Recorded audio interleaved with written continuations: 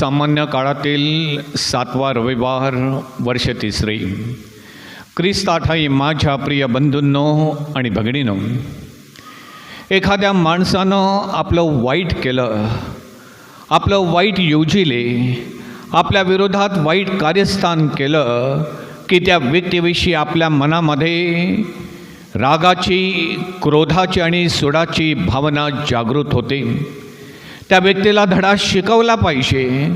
जशास तसे या विचारधारणेतून वाईटाची परतफेड वाईटानं कशी करता येईल याचा आपण विचार करू लागतो.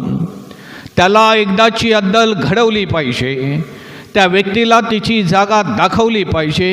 अशा आशयाच्या विचारधारणेमधून आपणापैकी काही जण अगदी नियोजनबद्ध, अगदी साचेबद्ध, जाणीवपूर्वक आणि हेतुपुरस्सर सूड घेण्याचा विचार करतात. काही जण सुडाच्या भावनेमधून तो वाईट विचार त्वरित कृतीमध्ये आणतात. वाईटाची परतफेड वाईटानं केली जाते. हे जरी सत्य असलं, हे जरी वास्तव असलं तरी प्रिय बंधूंनो आणि भगिनींनो, समाजामध्ये काही निवडक माणसं अशी आपल्याला आढळतात, अशी आपणास पाहावयास मिळतात की ते वाईटाची परतफेड वाईटानं करत नाहीत. ज्याने माझं वाईट केलं त्याला धडा शिकवण्यासाठी, त्याला अद्दल घडविण्यासाठी मीही त्याच्याबरोबर तसाच वागलो तर त्याच्यात आणि माझ्यामध्ये काय फरक, असाही प्रश्न स्वतःला विचारणारे चांगले ख्रिस्ती श्रद्धावंत आपणास आजही समाजामध्ये पाहावयास मिळतात.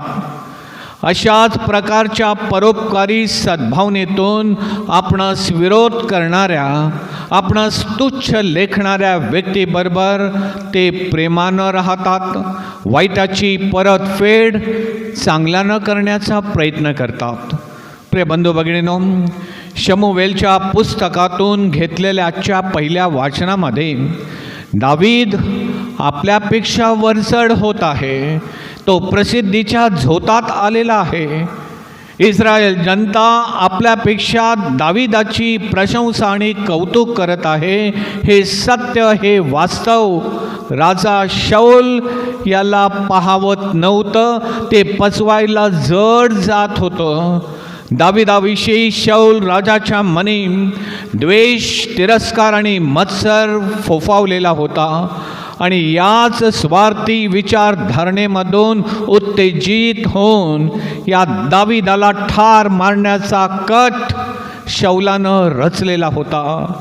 शाऊल राजाच्या मनामधील तो स्वार्थी, क्रूर असे डावपेच धूर्त हेतू शाऊलाचा पुत्र जोनाथन याला माहीत पडलेला होता आणि जोनाथन हा दावीदाचा चांगला मित्र होता. त्याने दावीदाला या बाबतीमध्ये सजग, सावध आणि जागृत केलं होतं. आपला बचाव करण्यासाठी दावीद हा रानामध्ये पळून गेला होता. शाऊल राजा आपल्याबरोबर सैन्य घेऊन दावीदाचा पाठलाग करीत होता. रात्रीच्या वेळेला शाऊल राजा आपला भाला डोक्याजवळ भमीत रोवून झोपी गेलेला होता आणि त्याच्याबरोबर त्याचं सैन्यही गाढ झोपेमध्ये असताना आपल्या जीवावर उठलेला शाऊल राजाला ठार मारण्याची ही सुवर्ण संधी असताना देखील दावीद शाऊल राजाची हत्या करत नाही. दावीदाच्या बाबतीमध्ये त्या माणसानं आपलं वाईट केलं, आपलं वाईट चिंतेलं, आपलं वाईट योजिलं. त्या वाईटाची परतफेड दावीद वाईटानं करत नाहीत. शाऊल हा इस्रायलचा राजा आहे. तो परमेश्वरानं निवडलेला आहे, परमेश्वराचा अभिषिक्त आहे. अशा या माणसावरती वार करणं, त्याला ठार मारणं हा चांगला विचार नाही. दावीदाला तो पटला नाही.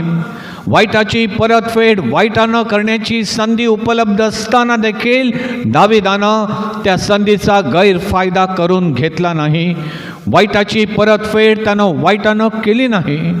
हे सत्य शौल राजाला कळावं, त्याची खात्री पटावी म्हणून त्या शौलाच्या डोक्याजवळ भूमीमध्ये तो रोवलेला भाला आणि शौलानं आपल्या बाजूला ठेवलेला पाण्याचा चंबू उचलून दावीद आणि अभिषय हे तिथून निघून गेले. दाविदाच्या सोबत असलेला अभिषयनं दाविदाला सांगितलं की ही परमेश्वरानं तुला संधी उपलब्ध करून दिलेली आहे. तुझा शत्रू तुझ्या स्वाधीन केलेला आहे. एक घाव घाल आणि त्याला कायमचा थंड कर. परंतु दाविदानं त्याचं ऐकलं नाही. त्यांनी वाईटाची परतफेड वाईटानं केली नाही. परमेश्वराच्या अभिषेकावरती त्यानं हात टाकला नाही. जीवाबद्दल त्यानं जीव घेतला नाही. बंधूंनो आणि भगिनींनो, आजच्या लोकलिखित शुभवर्तमानामध्ये प्रभू येशू ख्रिस्त आपल्या प्रेषितांना मार्गदर्शन करताना म्हणतो, तुम्ही आपल्या वैऱ्यावरती प्रीती करा. जे तुमचा द्वेष करतात, जे तुम्हाला शिव्या शाप देतात, जे तुमची निंदा नालस्ती निर्बत्सना आणि विटंबना करतात, तुमचे वाईट चिंतितात, वाईट योजितात, तुमच्यावरती अन्याय अत्याचार करतात, त्यांच्याशी तुम्ही प्रेमानं वागा. अशा व्यक्तींसाठी तुम्ही प्रार्थना करा. त्याला प्रभूचरणी प्रभूच्या पुढ्यात ठेवा. कोणाचे उणे दुणे कोणी शोधू नका आणि कोणाला दोष देऊ नका, दोषी ठरू नका. इतर आपल्याशी वाईट वागले, आपल्याला किती त्रास दिला, आपला किती शारीरिक मानसिक आणि भावनिक छळ केला, तरीही अशा वृत्तीच्या लोकांबरोबर आपण प्रेमानंच राहावं. वाईटाची दुराचाराची परतफेड एक ख्रिस्ती श्रद्धावंत म्हणून आपण चांगुलपणानेच करावी. आपल्या या सत्कर्माचा, आपल्या या सत्कृत्याचा मोबदला तो स्वर्गीय पिता आपल्याला देईल. तो आपली परतफेड सार्वकालिक जीवनाच्या पारितोषिकानं करील. जीवनाचा रत्न जडित मुकुट आपल्या शिरावर चढवेल. आपणास आशीर्वादित करील, बहुगुणित करील. प्रिय बंधूंनो आणि भगिनींनो, जसं परमेश्वराचं मन आणि हृदय प्रत्येक व्यक्तीच्या बाबतीमध्ये प्रेमानं, कृतज्ञतेनं, सहानुभूतीनं आणि दयेनं भरलेलं आहे, तसंच आपलं मन सर्वांसाठी प्रेमानं, दयेनं भरलेलं असावं. जसा स्वर्गीय पिता दयाळू आहे तसे आपण देखील दयाळू असावे, असं प्रभू येशू ख्रिस्त आपणास आजच्या शुभवर्तमानामध्ये सांगत आहे. एकमेकावरती प्रेम करण्यासाठी, विशेष करून वैऱ्यावरती प्रेम करण्यासाठी प्रभू येशू ख्रिस्त आपणास पाचारण करत आहे. पौलानं करिंथकरास पाठवलेल्या पहिल्या पत्रामध्ये सांगितल्याप्रमाणे आपणापैकी प्रत्येकामध्ये आपला आदिपिता, पूर्वपिता आदाम याच्या पापी वृत्तीचा आणि प्रवृत्तीचा अंश जसा आहे, तसाच बाप्तिस्मा साक्रामेंटाद्वारे परमेश्वराचा ईश्वरी अंश पिता, पुत्र आणि पवित्र आत्म्याच्या नावानं आपणापैकी प्रत्येकाला प्राप्त झालेला आहे. हा परमेश्वराचा अंश प्रत्येकामध्ये वास करत आहे. हा परमेश्वराचा ईश्वरी अंश क्रियाशील आहे, कार्यशील आहे, सक्रिय आहे.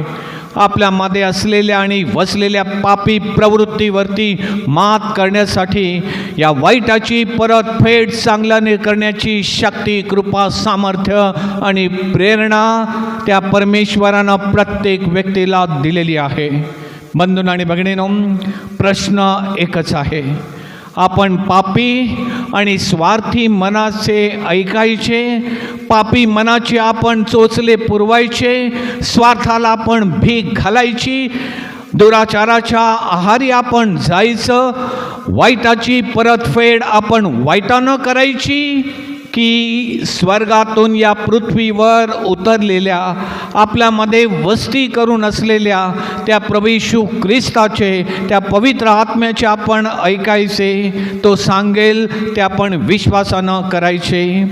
The ball is in our court. We have to decide where to shoot or hit the ball. शेवटी प्रिय बंधूंनो आणि भगिनीनो, निर्णय आपणापैकी प्रत्येकाचा आहे. आपलं वाईट केलेल्या व्यक्तीबरोबर सूड भावनेनं वागायचं की सद्भावनेनं चालायचं. The choice is ours. निर्णय ज्याचा त्याचा आहे. जे आपल्याशी प्रेमानं वागतात त्यांच्याशी प्रिय बंधूंनो आणि भगिनीनो प्रेमानं वागणं हे सोपं आहे. ते साऱ्यांनाच करता येतं.